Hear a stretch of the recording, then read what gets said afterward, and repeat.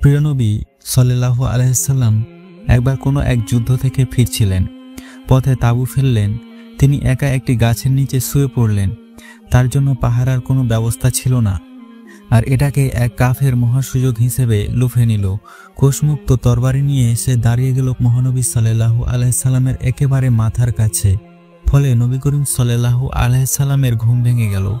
তিনি বিস্মিত দৃষ্টিতে লক্ষ্য করলেন তার মাথার পাশে দাঁড়িয়ে আছে একজন কাফির খোলা তরবারি নিয়ে।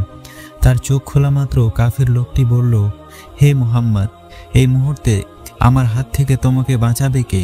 লোকটি ভেবেছিল নবী করিম সাল্লাল্লাহু আলাইহি সাল্লাম একাকী, আশেপাশে পাহারাদার নেই, সুতরাং তিনি ঘাবড়ে যাবেন, নিজেকে রক্ষা করার জন্য অস্থির হয়ে উঠবেন।